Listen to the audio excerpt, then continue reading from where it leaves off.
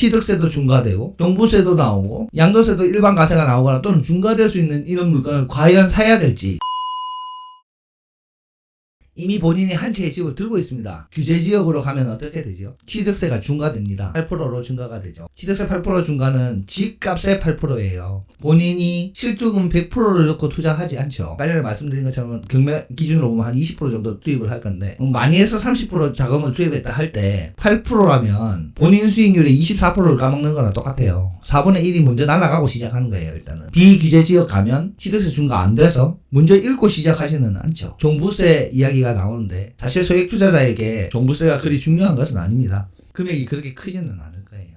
오히려 취득과 양도가 중요한데 취득세 때 중과가 된다는 게 너무 문제고, 마지막으로 이제 양도인데 본인이 집을 가지고 있는데 그 집이 규제지역일 경우 그 다음 집 공시가격 3억 이상 가지면은 양도세 중과가 되죠. 양도세 중과를 피할 수 있는 방법 중에 하나가 일시적 1가구 2주택의 규정을 그대로 따르는 겁니다. 쉽게 말하면 일시적 1가구 2주택은 양도세 비과세의 요건입니다. 그런데 비과세가 되지 않는다 할지라도 일시적 1가구 2주택의 요건을 맞추면 양도세 중과는 피할 수 있습니다. 그래서 이 부분을 잘 검토해서 들어가야 되는데, 만약에 내가 거주하고 있는 집이 또는 내가 보유하고 있는 집이 무주택에서 비규제지역으로 한 채를 사놨다. 그래서 걔가 먼저다. 걔가 먼저 매도다 라고 했을 경우에는 사실 이 문제가 없습니다. 양도세 문제 없는데, 내가 규제지역에다가 집을 사놨다. 기준 규제지역에 있는 물건은 결국 장기 보유하는 것이 양도세 측면에서 저는 유리하다라고 생각하는 거죠. 물론 일시적 1가구 2주택 요건을 따라가면서 규제지역에 있는 집도 중과를 피해가지고 매도를 하고 그 다음 집을 비규제지역으로 사서 양도세 면제받을 수 있는 방법으로 진행하는 것도 나쁘지 않은 방법입니다만은, 저는 오히려 반대로 규제지역에 있는 집은 내 실거주집으로 일단 마련을 해놓고 비규제지역에 있는 집들 위주로 일반 과세 맞으면서 거래하자. 규제지역에 들어간 분들 경우에 말씀을 드리는 거예요. 왜? 규제지역 자체에서 이미 수익이 나올 거니까요. 본인이 살고 있는 집 자체에서 이미 수익이 나올 거니까 투자 비중을 줄이고 실거주 비중을 높여도 지금 현재 시장에서는 향후 한 2, 3년 사이에서 너무 좋다라는 생각이 들기 때문에 말씀을 드리는 거예요. 들어갈 때 취득세 중과가 회피가 되어야 되고,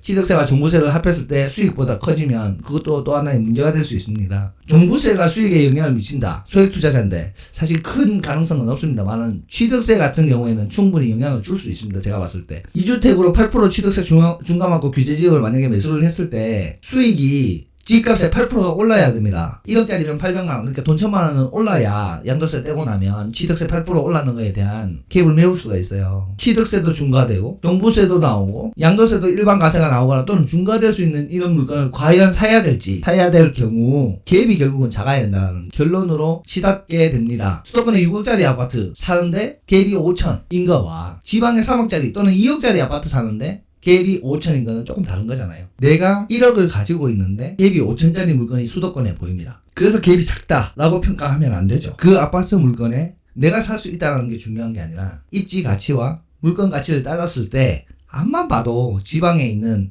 물건보다는 훨씬 좋은 물건인데, 내가 이때까지 본 지방의 물건들이 다들 갭이 5천이었는데 그때 집값이 2억 3억이라고 본인은 판단을 하는데 훨씬 입지 가치가 높고 상승률이 높은 수도권의 아파트가 갭이 5천이라면 그게 갭이 싼 거지, 본인이 가지고 있는 돈보다 적다고 해서 갭이 작다고 생각하면 그것도 안 된다는 거죠. 갭이 아무리 작으면 뭐예요? 집값이 안 올라가면 수익은 나지 않습니다. 본인이 가지고 있는 돈보다 그 물건 또는 그 입지가 가지고 있는 가치가 더 중요하다는 거죠. 5천만 원이면 싸다라고 생각되는 물건이라면 이전에 말씀드린 양도세고 무슨 취득세고 이런 거 중요한 거 아니고 매수하면 돼요. 갭이 작은 타이밍에 투자자들이 몰리는 이유 중에 하나죠. 조금만 올라도 수익률이 나오니까 여러 채 사면 된다 라고 생각을 하게. 갭이 붙어있는 지역이 많이 나옵니다. 그리고 갭이 붙는 물건을 어떻게 갭을 붙이시오?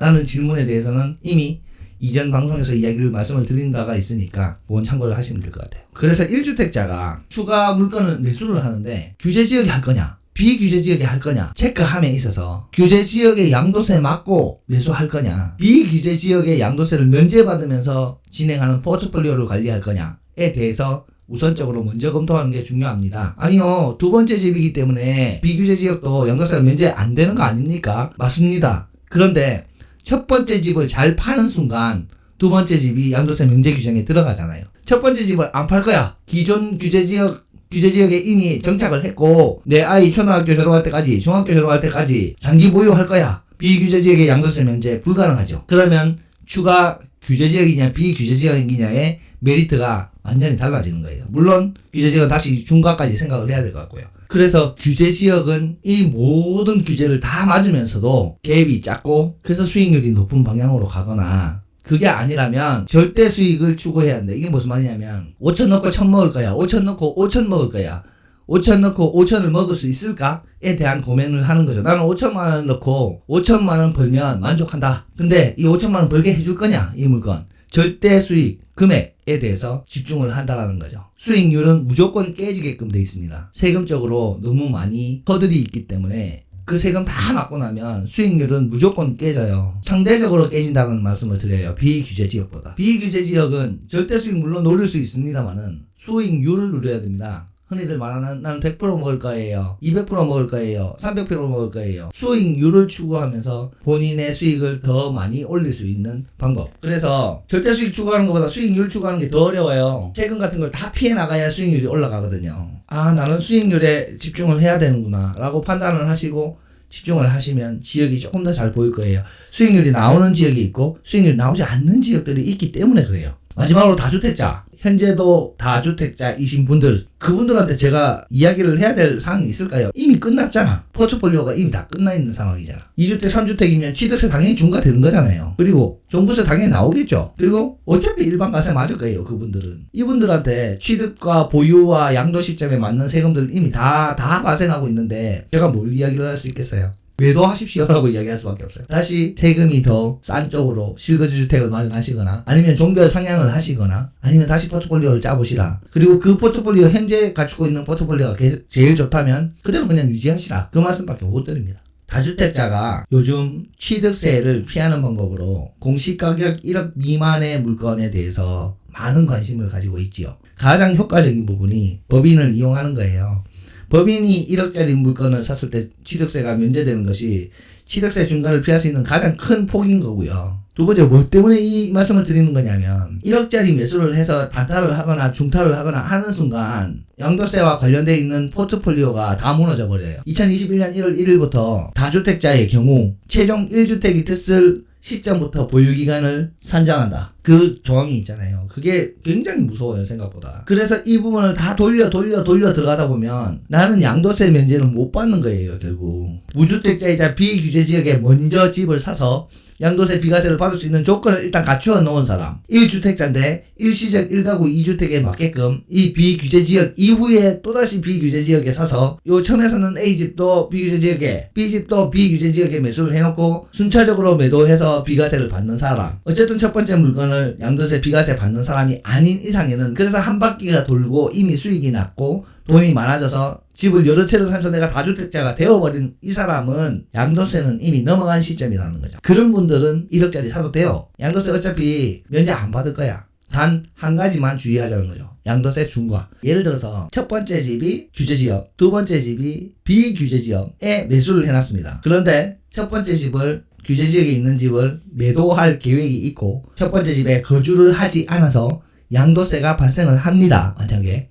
그런데 이 첫 번째 샀던 규제지역 집과 두 번째 샀던 규제 또는 비규제 지역에 있는 집 사이에 일시적 1가구 2주택의 요건을 만족을 하는 상황이 되어버리면 집 번째 집의 규제지역에 거주를 하지 않았다 할지라도 일반 과세를 받는 거지 양도세의 중과를 받는 것이 아니잖아요. 그래서 이 집 많이 올랐어. 규제지역에 있는 집 많이 올랐어. 그래서 두 채 들고 있는데 이 집 팔아가지고 이제 좀 딴 거 또 해보려고 그래요. 좀 점유를 했거나 규제지역에 점유까지 해가지고 양도세 면제받을 수 있도록 준비를 해놨어. 근데 1억짜리 하나가 너무 예쁜 거예요. 그 집 딱 사서 단타 쳤어요. 2천만 원 정도 벌었어. 너무 좋죠. 근데 문제는 뭐예요? 딱 그 한 집 1억짜리 집 사가지고 사고 팔고 했는 이 이력 때문에 이 앞에 먼저 쌓았던 일시적 1가구 2주택에 대한 조건이 무너져 버리는 거죠. 왜? 그 집 팔고 나서 최종 1주택이 된 시점부터 다시 카운팅이니까요. 그러면 예를 들어서 규제지역에 점유까지 하고 있었는데 비과세까지 노리고 있었는데 두 번째 집 일시적 1가구 2주택 하려면 두 번째 집 샀는지 3년 이내에 팔아야 되잖아요. 그 조항 못 맞춰버리면은 양도세 중과 맞아버리는 거예요. 예컨대 만약에 그 집이 서울집이었다. 지금 한 5억 올라 있어 지금. 5억 올랐는데 사실 비과세라는 건 만약에 9억 넘었을 거니까. 일반 과세 된다 할지라도 중과 들어가 버리면 20%잖아요. 그럼 1억 날라가 버리는 거예요 그냥 세금으로. 3천만 원 벌려 하다가 1억 날릴 수 있죠. 그래서 다주택자가 어차피 일반 과세로 양도세 맞을 거기 때문에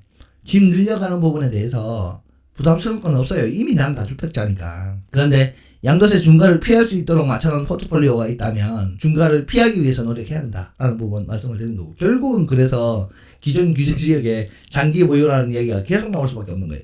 기존 규제지역 장기 보유하고 있으면 계속 올라갑니까? 네, 지금은 계속 올라가고 있죠. 근데 그걸 투자로 보유하지는 말라는 말씀을 드리는 거죠. 결국은 계속 똘똘한 한 채로 넘어가면서 여기는 우리 아이 고등학교까지는 보낼 수 있겠다라고 생각되는 집을 실거주를 일단 마련을 하시라는 거죠. 어떻게든. 그래서 그 집은 양도세 관계없이 계속 살 거니까 그만한 집 일단 사놓고 나는 다주택자가 되자라는 거죠. 공시가격 3억 미만의 집에 살게 되면 중과세를 면제받을 수 있고, 공시가격 1억 미만의 물건을 사게 되면 취득세를 중과를 회피할 수 있습니다. 나머지는 다 똑같은 내용이에요. 1주택자나 다주택자나. 그런데 다주택자는 마지막에 절대 수익을 추구해야 된다. 다주택자 이미 돈이 있습니다. 나는 무피로 다 다주택이었는데요. 돈은 없는데요. 라고 할 수도 있죠. 근데 제가 말씀드리는 건 어느 정도 자금이 쌓인 분들은 수익률을 추구하는 것이 아니라 절대 수익으로 바뀌는 겁니다. 이제 본인한테 10억이 있어요. 옛날에는 10억 넣으면 10억 벌어야 됐어요. 지금은 10억 넣고 1억만 벌면 돼. 10%만 벌면 돼. 대신 잘 벌 수 있어야 돼. 10%는 무조건 벌 수 있어야 돼. 라는 쪽으로 돈이 많아지면 많아질수록 바뀌죠. 돈이 작은 분들, 소액 투자자라서 빨리 자산을 키워야 되는 분들은 5천만 원을 넣으면 무조건 5천만 원이 나와줘야 돼요. 욕심을 부리게 되고 그게 목표가 되어야 되는 건 맞습니다. 100억 있는 분들은 어떻게 해요? 금리가 높은 예금에 넣어놔요. 그 예금으로 나오는 수익으로도 만족스러운 거예요. 잃지만 않으면 돼. 물가 상승률만 안 무너지면 돼. 부동산 투자에 있어서도 똑같은 것 같아요. 금액이 올라가면서 상가 쪽으로 종별 상향을 하고 토지 쪽으로 종별 상향을 하면서 수익률은 낮추되 절대 수익은 분명히 나올 수 있도록 하는 방향으로 이미 다주택자가 되고 어느 정도의 자산이 올라가는 순간 수익률만 따지고 있다면 본인 캐퍼에 맞는 물건을 다양한 방법으로 매수하기가 힘들기 때문에 본인이 항상 생각하는 100% 수익률이 아니라 얼마 넣고 얼마 먹으면 된다. 절대 수익을 추구하는 방향으로 점차 바뀌어 나가면 된다라는 부분을 말씀을 드리는 거죠.